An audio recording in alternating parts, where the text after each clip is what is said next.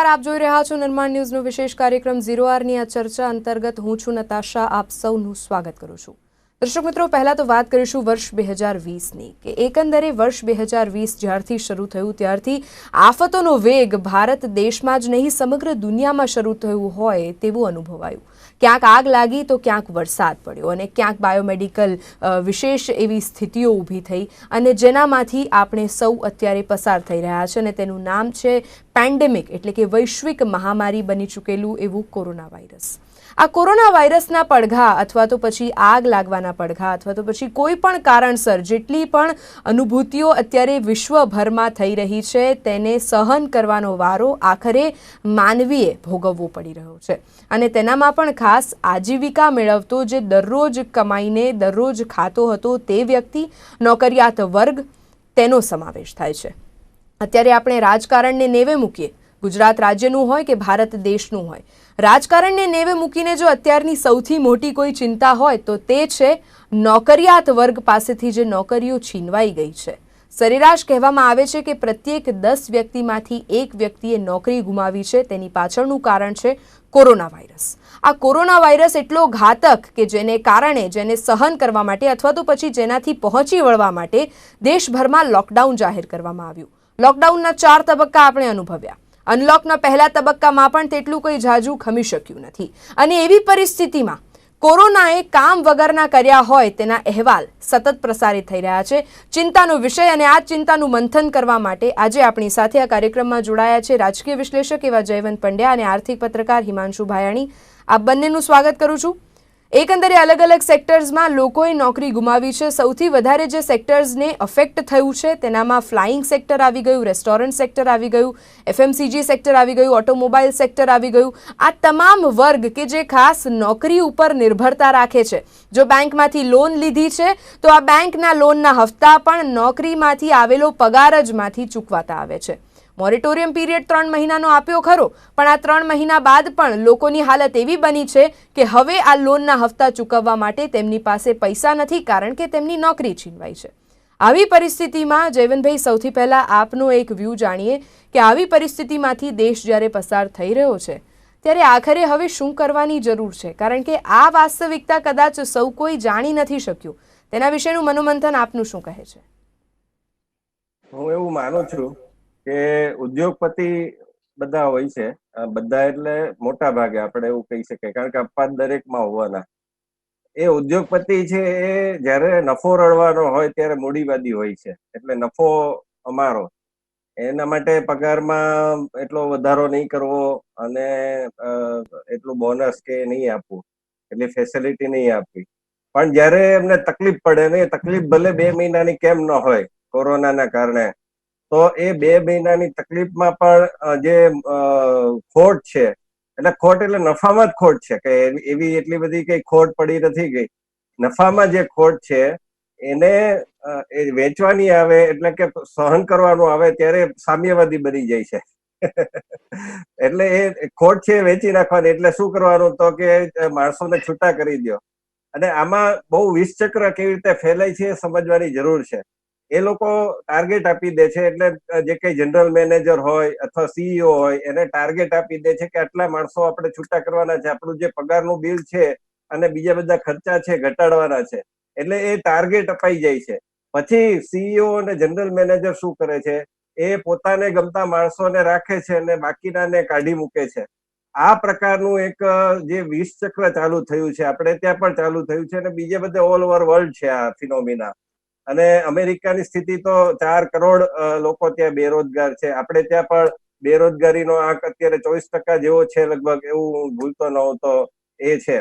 તો આ પ્રકારનું જે વિષચક્ર ચાલુ થયું છે, અને તમે જોજો કે હમણાં જે મેન પાવરનો એક સર્વે આવ્યો છે એ પણ ભારત સહિત 4 દેશો, એટલે વિશ્વના 4 દેશોમાં ભારતનો સમાવેશ થાય છે, જેમાં જુલાઈ થી સપ્ટેમ્બરના ગાળા દરમિયાન પાછો હાયરિંગનો પોઝિટિવ એક આવશે, ચલણ આવશે એવું કે છે। એટલે હવે પછી નોકરીઓ શરૂ પણ થશે, નોકરીઓ ભરતી થવા લાગશે। તો આ કેવી રીતે થશે? તો જે લોકો ઊંચા પગારે હતા, જેમનો પગાર એમને નડતો હતો, એમને કાઢી મૂક્યા, હવે 10 એવા બીજા લોકોને લેશે ઓછા પગારે અને એ રીતે પોતાની કંપની ચલાવશે। તો આ એક બહુ વિષ ચક્ર છે, એને પહેલા તો સમજવું પડશે. અને આના માટે તમે સરકાર, બહુ હવે સારું તમે બહુ સરકારે છે એક ને સારું શું નામ કર્યું આપ્યું વિષચક્રનું, પણ કદાચ આને આપણે હિટલરશાહી કહીએ તો ખોટી વાત નહીં થાય, કારણ કે આગામી સમયમાં જે લોકોને નવા નોકરી માટેના પ્રસ્તાવ આવશે તેમની જે એક્સપેક્ટેશન હતી, તેમની જે અપેક્ષાઓ હશે, કદાચ તેટલો પગાર તેઓ નહીં મેળવી શકે, કારણ કે સમસ્યા એવી છે કે ક્યાં કોર્પોરેટ સેક્ટર લો કે કોઈ પણ મોટા ઉદ્યોગ ધંધાકારને લઈ લો કે જેમની પાસે આપવા માટેનું ભંડોળ જ નથી, લિક્વિડિટી માટે ફંડ્સ નથી, તો તેઓ નવા લોકોને નોકરી માટે ભલે આયાત કરે છે અથવા તો પછી પોતાના કંપનીમાં નોકરી માટે તેઓ બોલાવે છે, પણ કદાચ તેટલી તેમની અપેક્ષાઓ પૂરી નથી કરી શકવાના.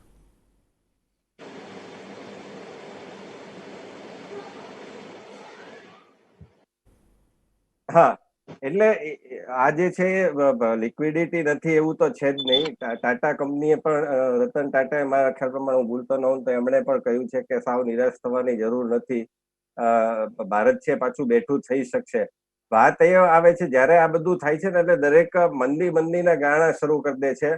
મંદી નથી એવું કહેવાનો કોઈ અર્થ નથી, એને નકારવાનો કોઈ અર્થ નથી, પણ બધા જ લોકો આજે દાખલા કે કોઈ એમ કહી શકે કે મુકેશ અંબાણી છે કે રતન ટાટા છે કે બિરલા છે કે બીજા બધા લોકો છે ટોપ મોસ્ટ, તો એની પાસે પૈસા જ નથી, સાવ આટલા જે અબજોપતિ હતા એ પૈસા સાવ એમાં ખાલી થઈ ગયા. પ્રશ્ન એ છે કે એમને છૂટા નથી કરવા, અને જે મિડલ ક્લાસ છે બધી કંપનીઓ છે તો એમાં પણ આ પ્રશ્ન આવીને ઉભો રહે છે. હવે સરકારનો પ્રશ્ન આવે છે ત્યાં સુધી સરકારે પહેલા એવું કહ્યું કે કોઈને કાઢી નહીં મૂકતા, પણ જયારે સુપ્રીમ કોર્ટમાં આખી વાત ગઈ ત્યારે સરકારે પાછી પલટી મારી દીધી. એટલે આ સરકારના પણ બેવડા વલણો છે, એને પણ આપણે ઉજાગર કરવા જોઈએ કે સુપ્રીમ કોર્ટમાં જયારે વાત જાય છે ત્યારે એ કંપની અને કર્મચારીઓ વચ્ચેનો મામલો છે એમ કરીને હાથ અદ્ધર કરી દે છે, કારણ કે એમને પણ ઉદ્યોગપતિઓ પાસેથી ભંડોળ મેળવવાનું હોય છે, બહુ સ્વાભાવિક વાત છે. તો આ પરિસ્થિતિમાં સામાન્ય માનવી અને જે નોકરિયાત વર્ગ છે એને એ ક્યાંયનો નહીં રહે, અને એને તમે જેમ કહ્યું એમ લોનનું ને બધા ચક્કર ચાલતા હશે. હવે સ્કૂલ પણ પઠાણી ઉઘરાણી શરૂ કરી દેશે, અને અમુક સ્કૂલો તો શરૂ કરી દીધી છે. હવે સરકારોના પેલા આવે છે, બધી જ સરકારો કે છે કે તમે નહીં માગો, ફી નહીં માગો, પણ એ કરવાના જ છે, ને વાલીઓ જવાના પણ ક્યાં? તો આ બધા પ્રશ્નો આવીને ઉભા રહેશે. બધા જ વ્યવસાય વાળા છે પોતાનો ભાવ વધારી દેશે. કોરોના કાળમાં રિક્ષા હશે તો બે જ જણાને બેસાડવાના હશે તો એ પોતાનો ભાવ વધારી દેશે. તો આવી સ્થિતિમાં નોકરિયાત વર્ગ ક્યાં જશે અને કામદાર વર્ગ ક્યાં જશે, એ બહુ મોટી ચિંતાનો સવાલ છે. કે મજબૂરીના નામે હવે લોકો કમાવા માટે ઘરની બહાર તો નીકળશે, પણ મજબૂરીના નામે જે મળશે તે એક્સેપ્ટ કરીને આગળ વધવાની ફરજ પડશે તેવું આગળના સમયમાં એંધાણ અત્યારે વર્તાઈ રહ્યા છે. આર્થિક ગતિવિધિઓની વાત કરીએ તો અત્યારે હિમાંશુભાઈ, સૌથી મોટો સવાલ એ આવે છે કે આર્થિક બાબતે મોટું નુકસાન ભોગવવું પડી રહ્યું છે અત્યારે, જ્યારે એક સામાન્ય વ્યક્તિ, એક નોકરિયાત વર્ગે અને અથવા તો પછી શ્રમિક વર્ગે, અને તેવી પરિસ્થિતિમાં સરકાર દ્વારા આ બાબતે કોઈ વિશેષ ધ્યાન કેમ નથી અપાયું? જેમ જયવંતભાઈ આને વિષચક્ર નામ આપ્યું, તો આ વિષચક્ર બાબતે કોઈ ખાસ ધ્યાન અપાશે ખરું, તમને લાગે છે? સૌથી પહેલા છે ને જોબ લોસ કયા કયા સેક્ટર્સમાં છે એ આપણે સમજી લઈએ. જોબ લોસ જે છે એ મેઇનલી સર્વિસ સેક્ટર્સમાં છે. મેન્યુફેક્ચરિંગ સેક્ટરમાં એવડો મોટો જોબ લોસ નથી, અને રૂરલ ઇકોનોમી છે એ ઓલરેડી ટેટ્રમ્સમાં હતી નોટબંધી પછી. નોટબંધી પછી આઈડિયલી તમે જુઓ તો જે ઇન્ડિયાનું જોબ માર્કેટ છે એનો ડેટા તમે સ્ટડી કરતા હો તો જનરલી સર્વિસ સેક્ટરમાંની બહુ મોટી અસરો બધે જ જોવા મળી છે. અને જે પ્રકારે છેલ્લા આટલા વર્ષોમાં જે કરન્સી વોર્સ રહ્યા છે, અને જે પ્રકારની જે એક પ્રકારની જેને કહી શકો કે રાષ્ટ્ર પ્રથમની જે ભાવના દરેક રાષ્ટ્રમાં જે આવી છે, અમેરિકામાં કયો કે જ્યાં પણ ક્યાંય કયો કે પહેલા અમારા નાગરિકોને કામ આપીએ પછી બીજા નાગરિકોને કામ આપશું, એને કારણે પણ ઘણો મેનપાવર પાછો આવ્યો છે હિન્દુસ્તાનમાં, એવી એ પરિસ્થિતિઓ સર્જાણી છે. હવે સર્વિસ સેક્ટરની જો વાત કરીએ તો આજે જોબ લોસના જે સમાચાર આવે છે મોટા ભાગે એ તમે જોજો કે ઈ આવી રહ્યા છે સ્ટાર્ટઅપ્સમાંથી ને આ પ્રકારની જે બધી ઇકોસિસ્ટમ્સ હતી એમાંથી, મીડિયામાંથી આવી રહ્યા છે. જ્યાં એક્સેસ છે, તમે સમજો, જેને કહી શકો કે જ્યાં ડિમાન્ડ સપ્લાયનો એવડો મોટો ગેપ નથી અને જ્યાં સપ્લાય ડિમાન્ડ કરતા વધારે છે, એ તમામ જગ્યાએ અત્યારે તમને જોબ લોસના સમાચારો મળી રહ્યા છે. બીજું કે જ્યાં એક્સપેન્ડિચર કર્ટેલ થવાની સંભાવના છે. આજે એડવર્ટાઇઝિંગ ઉપર સીધું કામ આપશો ઓબ્વિયસ છે, એટલે મીડિયામાં તમને જોબ લોસીસના સમાચાર મળે છે.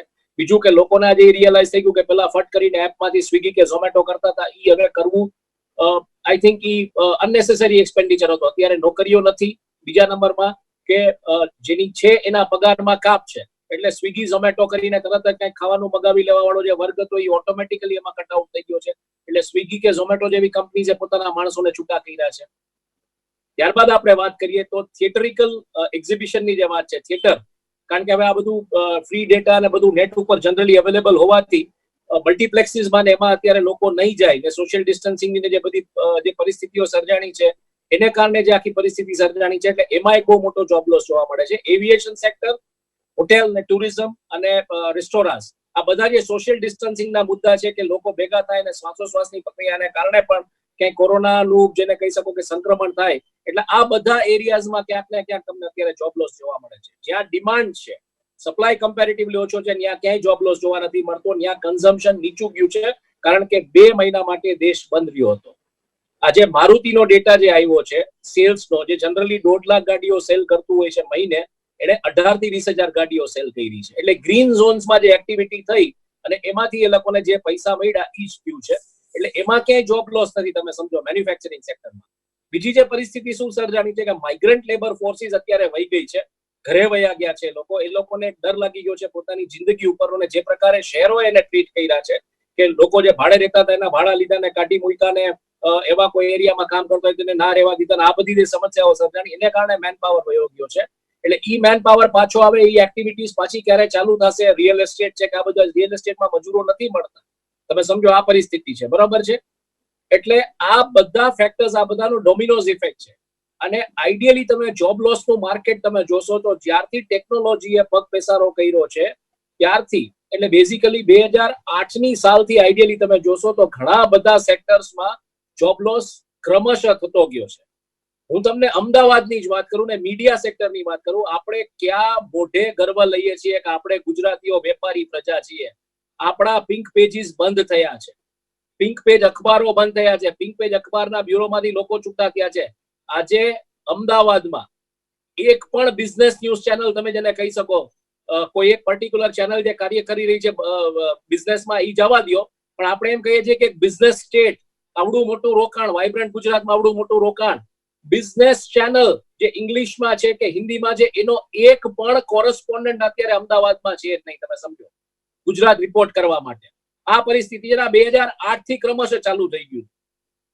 એટલે જોબ લોસીસ ગ્રેજ્યુઅલી ઓટોમેશનને કારણે થયા છે. કોરોનાએ ઈ જોબ લોસ બહુ મોટા પાયે ટ્રિગર કર્યો છે.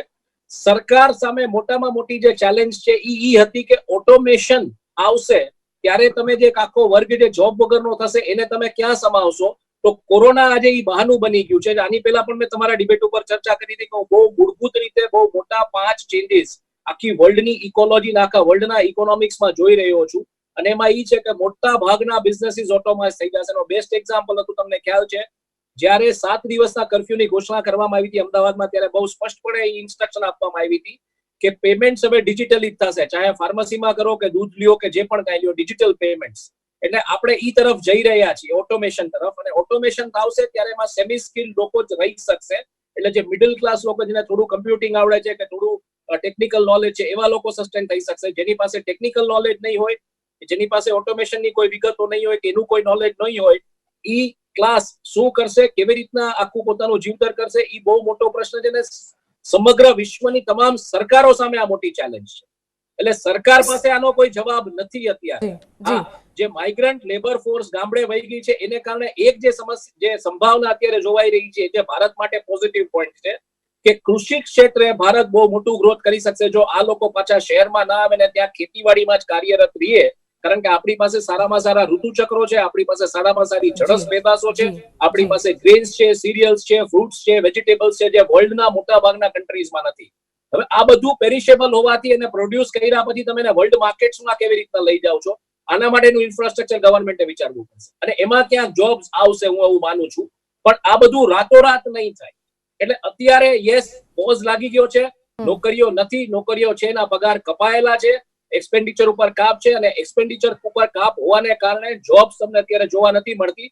એક બહુ સીધું ને સાદું ગણિત છે. કોઈ એક પ્રકલ્પ આવવાનો હોય કોઈ સ્ટેટમાં, એમાં જો કોઈ કંપની છે એ 15 કરોડનું પ્રોજેક્શન લઈને બેઠી હોય, એવું નક્કી કરે કે 5 વર્ષમાં અમે એક લોસ સહન કરીને પણ આ કરશું ને 5 વર્ષ અમે બ્રેક ઇવનમાં આવી જશું, અને વર્ષની અંદર જો કોરોના દેખા દે તો પછી ઈ લોસ છે એ મલ્ટીપ્લાય થાય છે. એટલે એની પાસે ઈ 15 કરોડની જગ્યાએ 30 કરોડ પંપ કરવાની જગ્યા નથી હોતી. અને સ્ટાર્ટઅપ્સમાં આ બધામાં શું છે, બેંક લોન્સ ઉપર ને બોરોઇંગ્સ ઉપર ચાલતા હોય છે.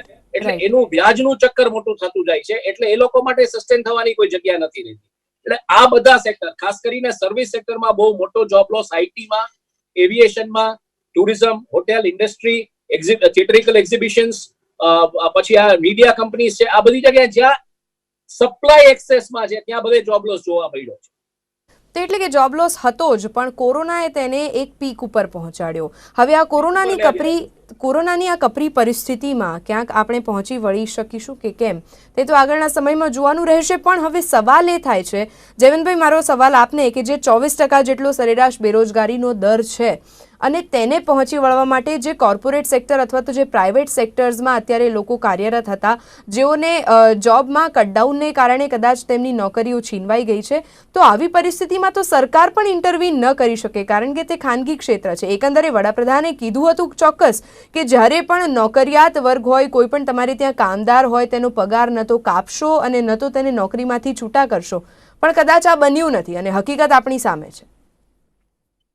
એટલે જે કહેવાય કે ક્રૂરતા જે દેખાય આપણને, કે તમે આજે પગાર ઓછો કરીને, ઘણી જગ્યાએ પગાર ઓછો કરીને રાખ્યા જ છે, એટલે એ રીતે પણ તમે જાળવી શકતા હતા. અને એવું તમારે જો છૂટા કરવા હતા તો થોડા સમય પછી તમે એમને કંઈક નોટિસ આપીને ને એ કરીને એકાએક તમે એકદમ તાત્કાલિક આ સમય દરમિયાન જયારે બધું બંધ છે અને ત્યારે તમે આ પ્રકારના પગલા લીધા. કોઈ તમે અનેક એવી સ્ટોરી આવે છે કે એ છે પેલા ભાઈ જેને છૂટા કર્યા છે, હું નામ ભૂલી ગયો છું, એની પત્ની ગર્ભવતી છે, એની નોકરી છીનવાઈ ગઈ છે.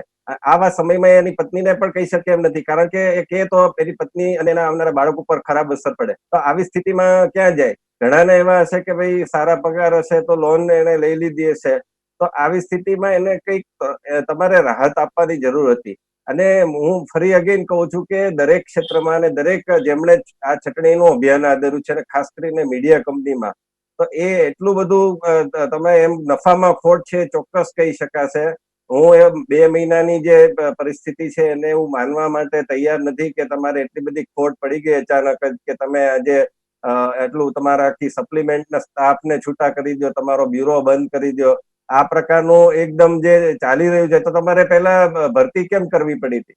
આ તેજીના સમયે પણ જે તમે ઊંચા પગાર અને એકદમ સ્ટાફ લઈ લો છો, તો એ પણ તમારે અટકવાની જરૂર છે. તમારે પ્રમાણ સાથે આજે અમુક આપણે મીડિયામાં પણ એવા ઉદાહરણો જોઈ શકીએ, આપણી આજુબાજુ જોશું તો ખ્યાલ આવશે કે પ્રમાણભૂત સ્ટાફ એટલે કે જે એકદમ વધારે નહીં ને ઓછો નહીં એવા સ્ટાફ સાથે પણ ચાલનારી કંપની છે, જેમાંથી વર્ષોને વર્ષો લોકો કામ કરે છે. 80 વર્ષ સુધી કામ કરનારા દાખલા છે.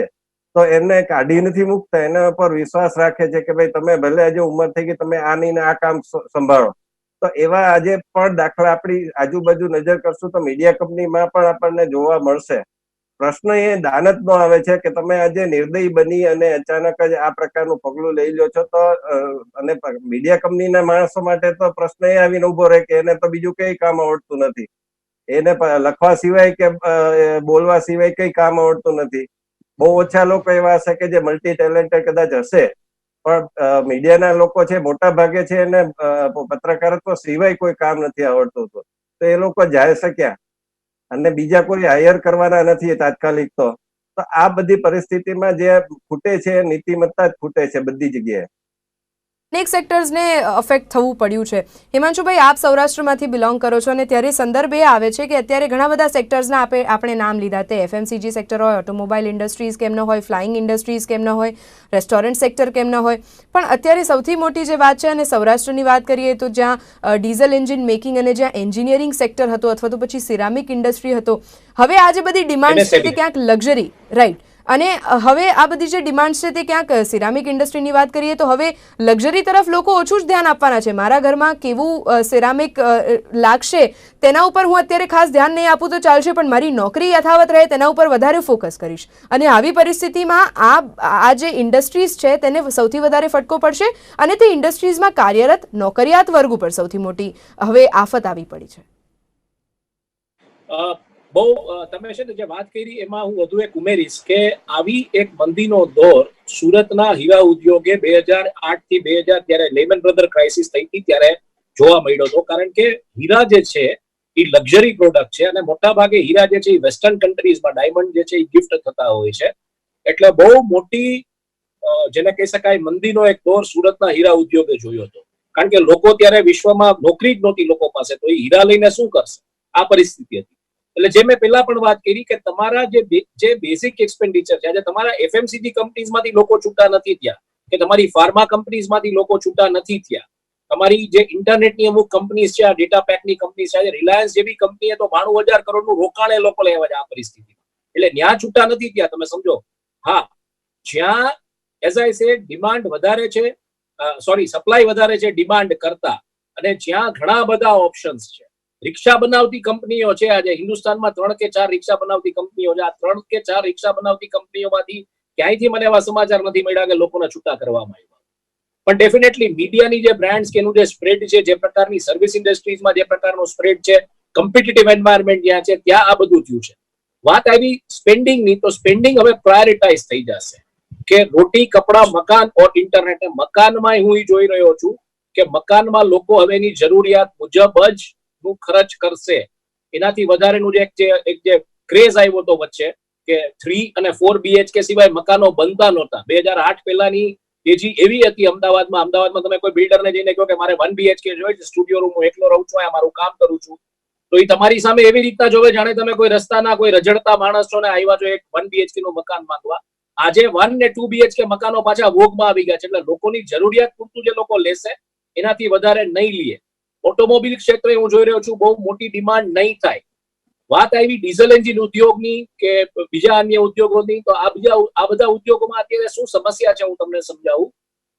આ બધા ઉદ્યોગો અત્યારે સ્ટક છે 3-4 મુખ્ય કારણોને કારણે. એક તો લોજિસ્ટિક્સ ફેસિલિટી અવેલેબલ હવે ધીરે ધીરે થઈ રહી છે. બીજું, કન્ઝમ્પશન કેવી રીતના થશે એ દિશામાં લોકોએ વિચારવું પડે છે. આનું આખું એક પ્લાનિંગ કરવું પડતું હોય છે, કારણ કે આને રો મટીરિયલ માર્કેટમાંથી એ રીતના બાય કરવું પડે છે. રો મટીરિયલ અમુક કેસીસમાં ઇમ્પોર્ટ કરવું પડતું હોય છે. તો ઇમ્પોર્ટેડ રો મટીરિયલ અત્યારે જે રીતના માર્કેટમાં ભાવ ચાલી રહ્યો, ડોલરનો જે ભાવ અત્યારે ચાલી રહ્યો છે, આજે ડોલરનો ભાવ 75 રૂપિયા ને 95 પૈસા છે, ઓલમોસ્ટ 76 રૂપિયા. તો આ પ્રાઇસે તમે ઇમ્પોર્ટ કરો ડોલરમાં પે કરીને, અને કાલ સવારે તમારું ડોમેસ્ટિક માર્કેટ પણ ના હોય, તો તમે બેટર એના કરતા એમ વિચારશો કે હું થોડુંક વેઇટ કરી જાઉં અને પછી જેવું બધું સ્ટ્રીમલાઇન થશે એટલે થશે. એટલે લોજિસ્ટિક્સ અને સપ્લાય ડિમાન્ડની જે ચેન્જ છે એ એક વખત ઓપન અપ થશે, થોડીક માર્કેટમાં સ્ટેબિલિટી દેખાશે, ત્યારે મને લાગે છે આ બધા ઇન્ડસ્ટ્રીઝ પાછી પિકઅપ થશે ને ખાસ કરીને જે માઇગ્રન્ટ લેબર ફોર્સિસ પાછી આવશે ત્યારે આ બધું થશે. અથવા તો એ ઓટોમેશનમાં એ અત્યારે વિચારે કે નથી વિચારતા, તો આ બધું થશે. પણ મીનવાઇલ હું જે જોઉં છું, આમાંથી ઉભા થતા દેશના અર્થતંત્રને ઓછામાં ઓછા 2 વર્ષ પહેલા, એટલે 8 ક્વાર્ટર પહેલા આપણે ઉભા થઈ શકીએ એવી કોઈ સંભાવના નથી. વાત આવી કે સરકાર કેમ કઈ નથી કરી શકતી. સૌથી મોટી ચેલેન્જ સરકાર સામે આજે એ છે કે દર મહિને સરકારે 10 લાખ નોકરીઓ જનરેટ કરવાની છે એવરેજ. એટલે વર્ષની તમારી આખા કન્ટ્રીમાં 1,20,00,000 નોકરીઓ જનરેટ કરવાની વાત થઈ. સરકારે કમિટમેન્ટ 2 કરોડ નોકરીઓનું આપ્યું હતું, પણ નોટબંધી, જીએસટી નું જે પ્રકારે વારે ઘડીએ જે શિફ્ટિંગ થયું, એના જે ગોલ્ડ પોસ્ટ શિફ્ટ થયા, એની સ્ટેબિલિટી ના આવી. આપણને સ્ટેબિલિટીના, જીએસટીના સ્ટેબિલિટીના સિમ્પટમ્સ ક્યાં સપ્ટેમ્બર 2019, ઓક્ટોબર 2019, નવેમ્બર 2019, ડિસેમ્બર 2019 માં દેખાણા. ફેસ્ટિવલ ડેઝ હતા, 2 વર્ષથી લોકોએ બહુ મોટું સ્પેન્ડિંગ નહોતું કર્યું, ને ફેસ્ટિવલમાં સ્પેન્ડિંગ થાય એ આપણને ત્યારે જોવા મળ્યું. પણ ત્યાં કોરોના આવી ગયો.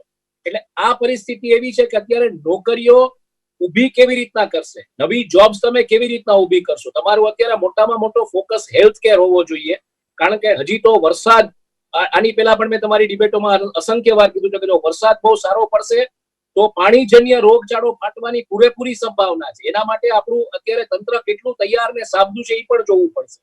ભાઈ, જેમ આપણે કહી રહ્યા છીએ અથવા તો જેમ ચર્ચાઓ થઈ રહી છે કે અત્યારની પરિસ્થિતિને પહોંચી વળવા માટેની તો અત્યારે આપણે ત્રેવડ કરી રહ્યા છે અથવા તો ત્રેવડ ભેગી કરી રહ્યા છે, ત્યાં તો આવનારા સમયનો ડર આપણને સતાવી રહ્યો છે. બિલકુલ ટૂંકમાં જયવંતભાઈ, આ બાબતે સરકાર શું કરી શકે? 20 લાખ કરોડ રૂપિયાનું આત્મનિર્ભર ભારત પેકેજ, તેનામાં નોકરિયાત વર્ગ માટેની કોઈ વિશેષ સુવિધાઓ કેમ નહીં? બિલકુલ ટૂંકમાં. મને છે પ્રશ્ન કે જયવંતભાઈને છે? બિલકુલ ટૂંકમાં આપની પાસેથી જવાબ જયવંતભાઈ. બહુ અઘરો પ્રશ્ન છે, કારણ કે લોન ને બધું છે એમાં બેંકોની જે પેલી હોય છે, સરકાર યોજના જાહેર કરી દે છે, પણ એનો અસરકારક અમલ થવો અને બેંકો એ કરવી એ આપણે જોઈ રહ્યા છીએ કે બેંકમાં આપણે હમણાં જે આપણે અહીંયા ગુજરાતમાં જાહેર થઈ સહકારી બેંકોનું તો લોનના ફોર્મ નથી આવ્યા એવી એક પેલી થઈ ગઈ હતી ને સરકારી બેંકોમાં તો આપણને ખબર જ છે કયા પ્રકારની લાલિયાવાડી ને બધું ચાલે છે અત્યારે પણ આપણે જોઈ શકીએ છીએ કોરોના કાળમાં એટલે અસરકારક અમલ બહુ અઘરી બાબત છે. બિલકુલ, આ લાલિયાવાડી ક્યાં સુધી ચાલતી રહેશે અને તેનો ભોગ સામાન્ય વ્યક્તિએ ક્યાં સુધી સહન કરવો પડશે? બિલકુલ ટૂંકમાં હિમાંશુભાઈ, સમયની મર્યાદા. સરકારે જે આત્મનિર્ભર થવાની જે દિશામાં વાત કરી છે એનું મુખ્ય કારણ હજી છે જોબ માર્કેટ. તમે ભૂલી જાઓ, આપણે એક ગીગ ઇકોનોમી તરફ એન્ટર થઈ રહ્યા છે. આખું વર્લ્ડ ગીગ ઇકોનોમી તરફ જઈ એવું રહ્યું કહેવાનો વારો છે. બધા પાછા છે ખેડૂત જ્યાં બની તમે જાવ. કામ કરશો થોડું અને તમને પૈસા મળી જશે તમે જે કામ કરશો એને. આખું વર્લ્ડ ગીગ ઇકોનોમી તરફ જઈ રહ્યું છે. આ કદાચ કોઈ તમને નહીં કે હું તમારી ચેનલના માધ્યમ દ્વારા જે કહું છું, નોકરીઓ જે પ્રકારના પગાર ને જે બધું ભૂલી જાઓ. હમણાં મારા એક મિત્ર સાથે મારે વાત થઈ જે મુંબઈમાં મીડિયા ક્ષેત્રમાં હતા, નોકરી કરતા હજી કરી રહ્યા છે. એને મેં પૂછ્યું કેવું છે, મને કે ઠીક છે 2007 ના પગારે હું પાછો આવી ગયો છું. એટલે 2007 ના પગારે નોકરી કરી રહ્યા છે, ગ્રોથ નથી લીધી અને તમે સમજો. એટલે આ પરિસ્થિતિ થઈ રહી છે આખા સમગ્ર વિશ્વમાં જોબ માર્કેટની. અને તમારી ચેનલના માધ્યમથી કહું છું, લોકોએ સ્કિલ્ડ થવું પડશે અને ગમે એમ કરીને પોતાની રોજીરોટી મેળવવી પડશે. જીવશે ત્યાં સુધી પેન્શન અને સિનિયર સિટીઝનને મળતા લાભો પણ ભૂલી જજો. એવી પરિસ્થિતિ છે કે જ્યાં લાલિયાવાડી ક્યાં સુધી સહન કરશે ને લાલિયાવાડી સહન કરવાનો વારો આખરે ભોગવવાનું નોકરિયાત વર્ગે આવ્યું છે. અત્યારે સરેરાશ જે લોકો નોકરિયાત છે અથવા તો જેમની નોકરીઓ નથી છીનવાઈ, તેઓ અત્યારે એક આશંકા એવી સેવી રહ્યા છે કે જો મારા કામમાં, મારા પરફોર્મન્સમાં થોડીક પણ ઉણપ રાખીશું તો મારી નોકરી છીનવાઈ જશે ને તે ડર વચ્ચે, તે ઓથાર વચ્ચે અત્યારે લોકો જીવન નિર્વાહ માંડ કહી શકાય કે કરી રહ્યા છે. કોરોનાએ તો કદાચ નોકરિયાત વર્ગને જ નહીં પણ કામ વગરના કરી દીધા હોય, આ વાતને આપણે નકારી શકીએ નહીં. હિમાંશુભાઈ અને જયવંતભાઈ, આપ અમારી સાથે આ ચર્ચામાં જોડાયા. આપના સમય ફાળવ્યા બદલ આપનો ખૂબ આભાર. દર્શક મિત્રો, અત્યારે ચિંતાનો વિષય એ છે કે કોરોના તો જશે ત્યારે જશે, નોકરી ન જવી જોઈએ. આજની અમારી આ વિશેષ રજૂઆત અંતર્ગત હાલ બસ આટલું જ. આવા ઘણા બધા મુદ્દાઓ સાથે ફરી મળીશું. ત્યાં સુધી મને આપશો રજા. નમસ્કાર.